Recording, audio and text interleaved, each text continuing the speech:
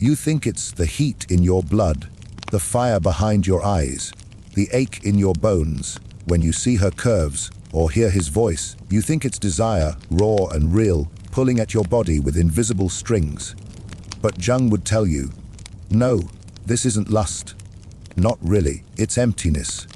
The kind of emptiness that no one taught you how to face.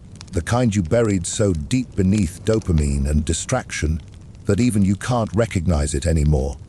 You reach for the body. You chase the high. You crave the conquest. Not because you're full of passion, but because you're hollow.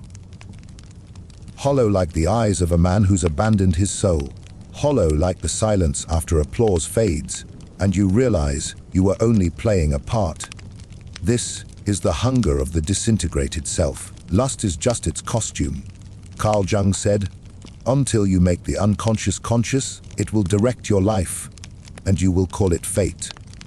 So here you are, mistaking your need to be held for the need to consume, calling it fate, calling it desire, but it's not. It's a psychic scream from your shadow, begging to be seen, not seduced. Because the truth is this, when the soul is starving, it will call anything a feast.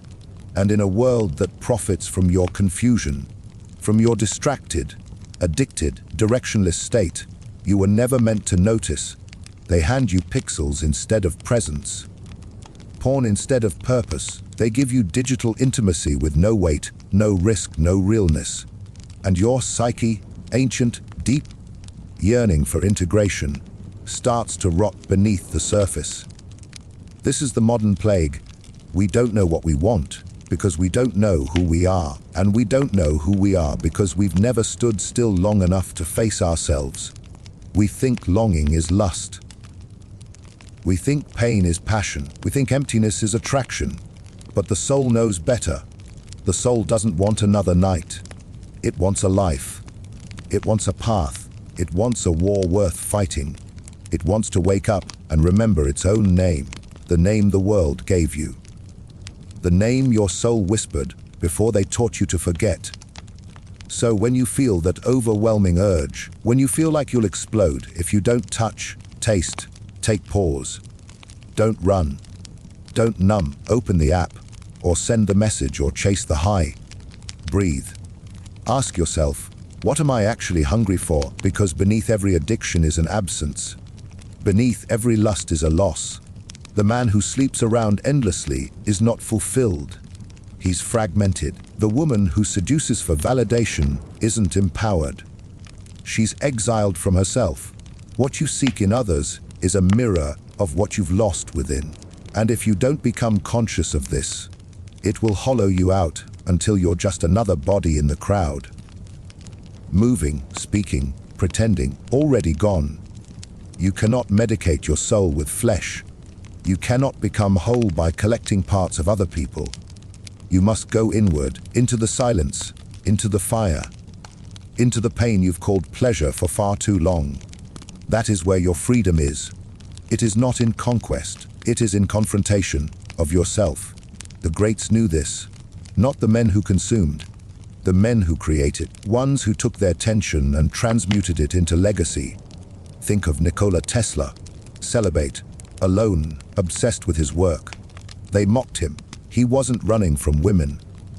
He was listening to a frequency deeper than pleasure. He was building a world. Or consider Leonardo da Vinci, a man of insatiable curiosity, who channeled his desire into art so divine it defied time. He too was misunderstood, judged, but he wasn't empty. He was overflowing, not with lust, but with vision. Because real power is not in how much you take, it's in how much you channel. And the modern world will never teach you this. It wants your hunger scattered, your energy spent, your soul distracted. You are easier to control when you're lost in your lower nature. They want you numb, not noble. Jung warned us. The unconscious that is not faced becomes the tyrant. And most men, most women, live ruled by it, trapped in a loop of craving and crashing, wanting and weeping. They call it love. It's not. It's trauma trying to find a home. So if you want to rise, you must rebel against the lie. The lie that says the H in your chest is solved by someone else's skin. The lie that tells you you're powerful because you're desired. Power is not being wanted. Power is being whole without needing to be filled. And you must become whole. Not perfect, not polished, whole. Which means facing the part of you that is ashamed, the part of you that feels unworthy unless someone wants you. The part of you that learned to equate attention with identity.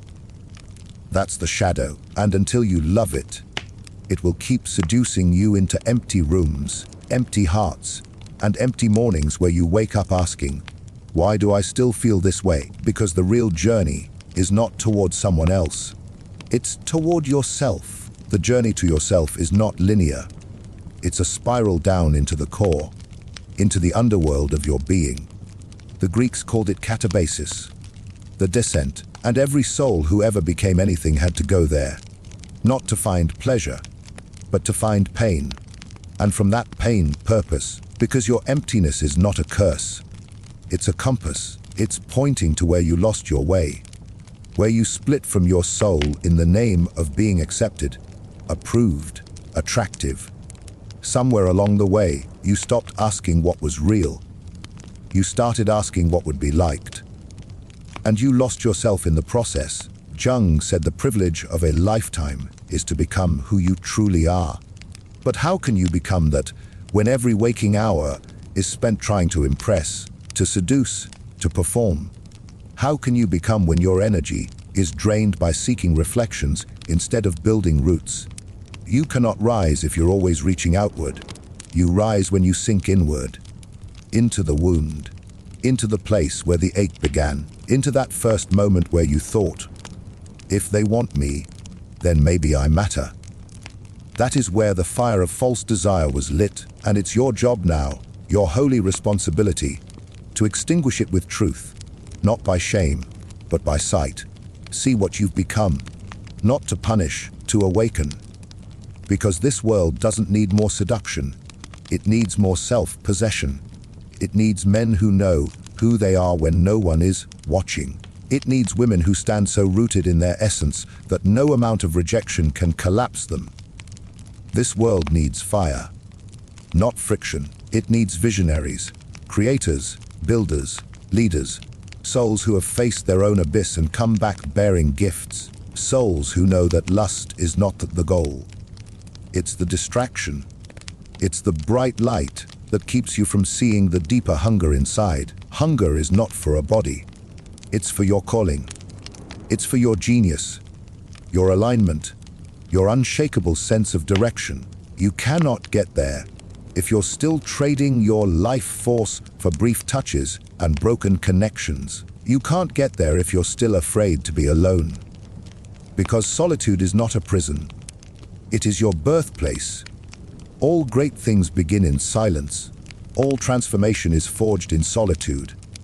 This is where the noise dies and the signal becomes clear. This is where your mind quiets and the soul speaks. It says, I have more for you, but you must stop selling yourself for so little.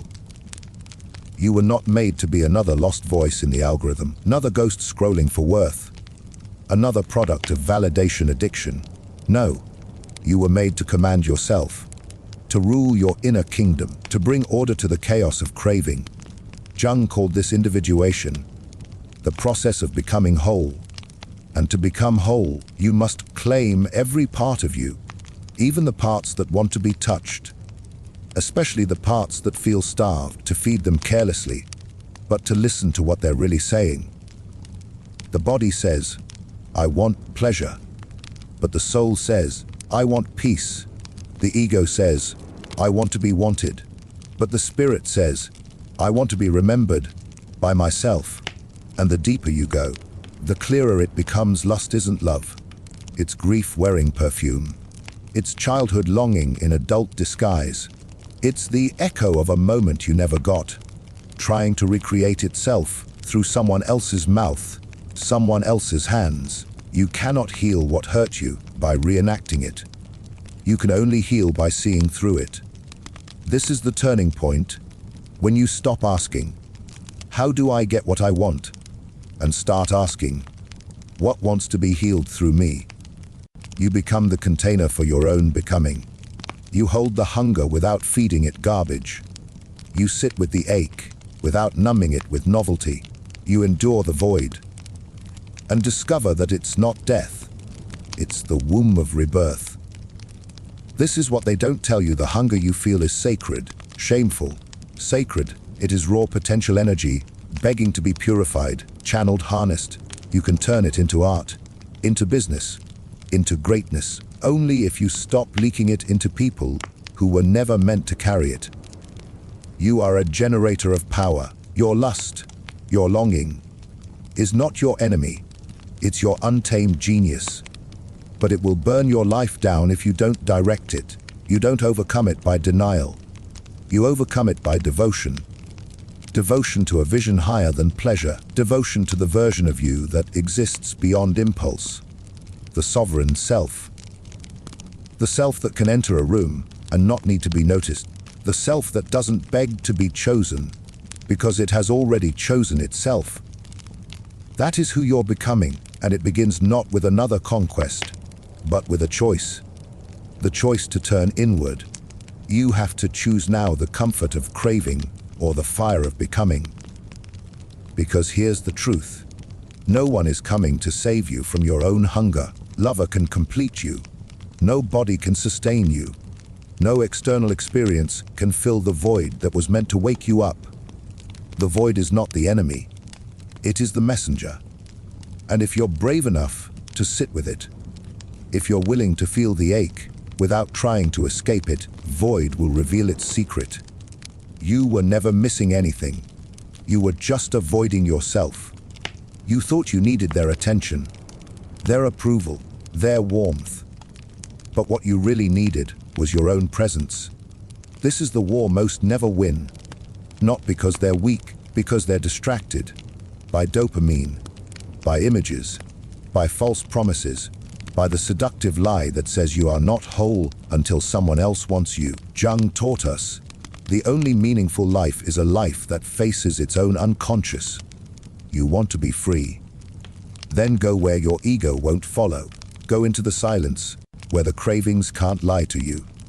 Go into the mirror, where the mask falls off, and the real you begins to emerge. When he does, when she does, everything changes. You begin to see yourself not as a seeker of love, but as the source of it. Stop chasing sparks and start building fire.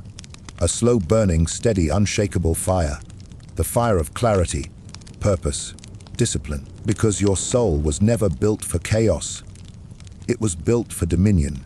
And when you bring order to your inner world, the outer world bends to you. First, the test. You will be tempted, again and again, not by lust itself, but by the illusion that it will finally complete you. You'll hear the voice whisper, "This one will fix it. This one will finally make the ache go away." And you'll have to say, "None. I fix me, I face me, I feed me." Not because you've become cold, but because you've become clear. Because when you are clear on your path, you no longer betray yourself to feel loved. You no longer silence your intuition just to be touched. You no longer confuse being desired with being respected. You begin to live for something higher. This is the rebirth, the great turn inward, the alchemical shift where lust becomes fuel, hunger becomes fire, and desire becomes destiny. This is what Edison tapped into when he burned through failure after failure, chasing the light. What Carnegie understood when he turned steel into a symbol of strength. What Lincoln stood for when he faced ridicule and rose with restraint. Ford embodied when he broke the rules to build a new world. They weren't immune to craving. They just had a vision bigger than it. That's what you need now. Not more pleasure, but a greater purpose. Not another night of forgetting, a morning of remembering who the hell you are. Not another dopamine hit, but a deep, lasting revelation of your worth. Because the moment you stop outsourcing your power is the moment you begin. You begin to live with intention. You begin to speak with conviction. You begin to walk like you know your steps were written in heaven before you ever touched earth. And that knowing, that sacred self-possession, makes you untouchable. Not because you're invulnerable, but because you're integrated. You've brought your shadows home. You've sat with your ache.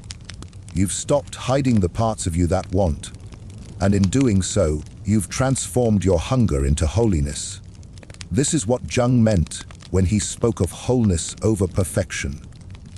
You're not here to be spotless. You're here to be complete, to unify the wild and the wise, the body and the soul, the fire and the form.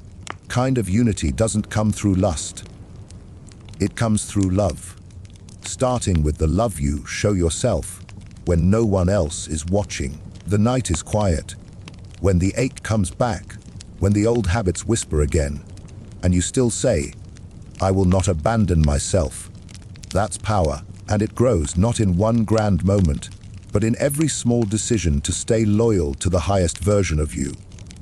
Even when it hurts, especially when it hurts, because that pain, that hunger, it's not here to destroy you. It's here to remake you. You are being remade every time you refuse to abandon yourself for temporary comfort. Every time you walk away from the easy high, from the false intimacy, from the performance that says, if I just become who they want, maybe I'll finally be loved. No. You are not here to become what the world wants. You are here to become what your soul remembers. That's why the ache has never gone away. Because the true you is not dead, just buried, under years of pretending, under strategies to be liked, under layers of good enough and almost worthy.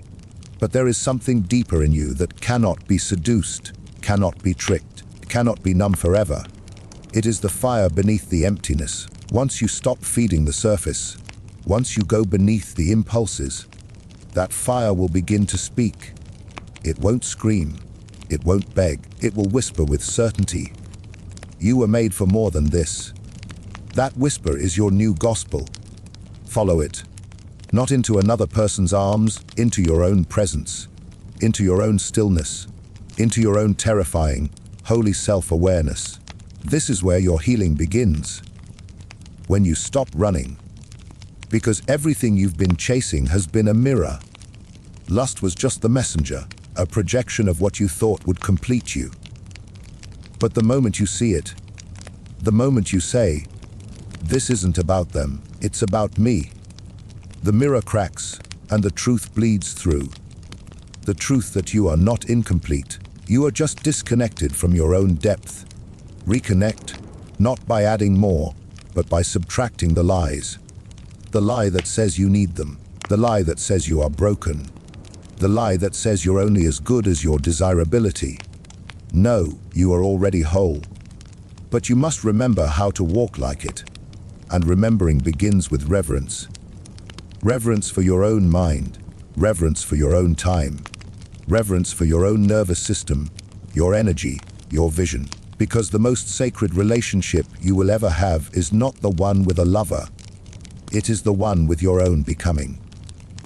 Jung said, the most terrifying thing is to accept oneself completely. That is the work. To look into your desire, your shame, your hunger, wounds, and say, I accept you. I will not run from you. I will integrate you. That is inner alchemy, rejection of the self, but resurrection. You don't kill your impulses. You transform them. You give them new direction, new order, new allegiance, because misdirected power becomes addiction, but focused power becomes transformation. What once made you weak now becomes your fuel. You begin to rise from the emptiness, not because someone rescued you, but because you built a home inside the place that used to haunt you, became rooted in the very part of you that used to beg for attention. That is sacred. That is what no one can take from you. Not time, not rejection, failure. Because once you own your hunger, no one else can manipulate it. Once you take responsibility for your emptiness, no one else can exploit it. You become sovereign. And when you become sovereign, the world responds. Not with noise, but with reflection. The opportunities change. The people change. The energy shifts. Not because life suddenly got easier, but because you got deeper. And from depth, you become undeniable. Not because you shout, because your presence is anchored, grounded, unshakable. You walk into rooms no longer asking to be noticed. You walk in knowing you carry value no one else can replicate. Because you finally understood your worth was never in being wanted. It was in being whole.